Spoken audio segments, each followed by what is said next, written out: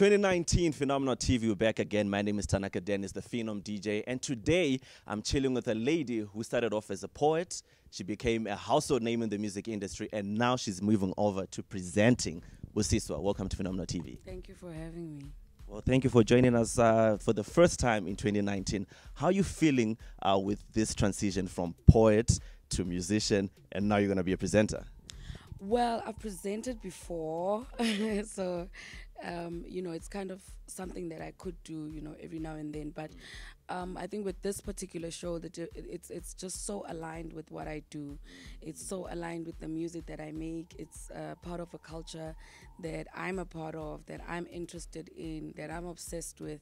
So it was just truly exciting to be bringing people the freshest of what's happening in Gqom culture and with the Gqom movement. To be at the forefront of that is really quite an honor. Speaking of being in the forefront, you've been in the forefront for almost a decade now. Just take me back to the moment that Oskido found you from being a poet and now ended up doing music. How was that, season when you moved from poetry to music? Well, when I was living in Durban and I was doing poetry, I met Sabubzin and DJ Clap. Actually, he was with Uhuru, and they were doing house beats, and they were the first guys that I tried it out with, and they were like, oh, you should try your stuff to some house beats. And after that is when Oskido heard the song that I had done with them. It was called Siyapambana, and after that is when it really, things started kicking off. Yeah. And now dominating the industry for years now. Where do you see the industry now? The sound has changed. I mean, from what you were doing back then, and now, like you're saying, you're going to be presenting at Gqom show rather. How do you find the industry at this current moment? I think Gqom is taking over. It's it's at a pioneering phase. It's still like a genre that's relatively new in the mainstream. I think a lot of us got introduced to the first mainstream Gqom song by Babes with Wololo. And that was the first time Gqom made it onto mainstream radio, TV, and got even a music video, It was there for years before in Durban, but it was very much underground. And so I think it's still at a pioneering phase, because that's like 2014 was like 4 years ago. So a lot of people are still making it their own. A lot of people are taking what's out there already and just reinventing it and innovating it. So it's a very exciting time for Gqom, because also it's being picked up internationally. And so it's something that as South Africans we can export as an original genre of ours, not something that we are learning from anybody else in the world.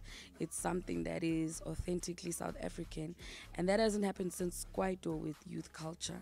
And especially with popular youth culture in the continent. And, besides Abo Maskandi, Nempaqanga, Nanani, Skatami, and all of those that have been winning Grammys for us, I think Gqom is the next genre to actually stand in line to win some Grammys.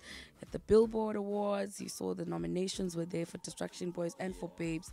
The Black Panther movie, I'm in the lab where all the inventions of Wakanda were made, was playing Gqom. You understand? So it's quite exciting to be alive at this time and to be a part of Gqom at a time when it's really making waves in such a big way.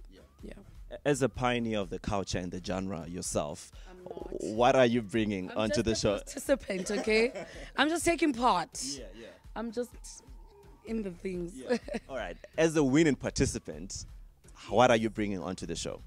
Well, my fascination with Gqom music means that I'm trying to find the stories of the kids, I'm trying to get to know these kids. I'm trying to get to know what's new, what's popping, what are the dance moves, what are the sounds, what are the most popular songs. The DJs and producers coming on are giving us fresh sounds.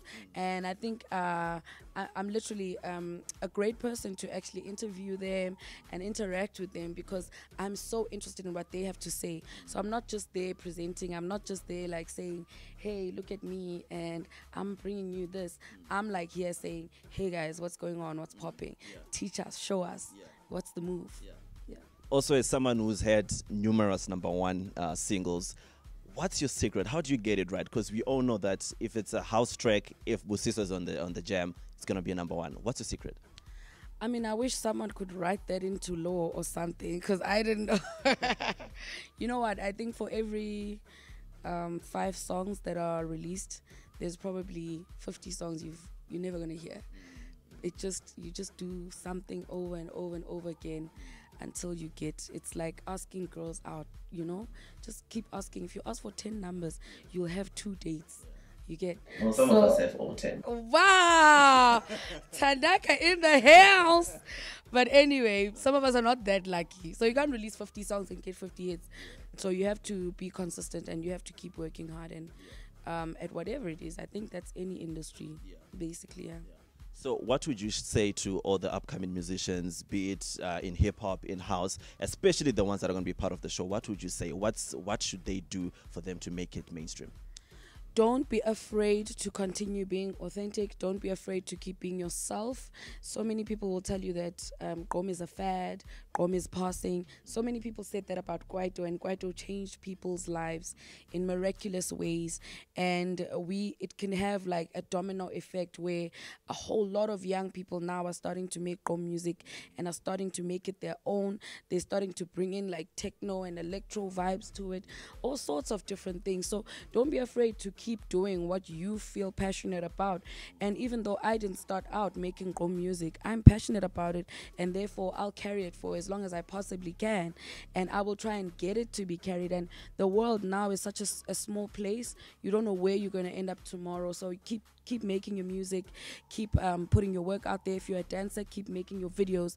If you're a producer, keep putting out your beats. If you're a vocalist, keep finding people to collaborate with and keep putting work out. Don't be afraid to do something, even if people say it's a phase. If you understand what you're trying to achieve and where you want to be, then you're definitely going to get there if you're working hard. Now, lastly, you ended the year on a high with a #1 record. You're starting the year on a high with a TV show. What else can you expect in the rest of 2019? I released my album Summer Live.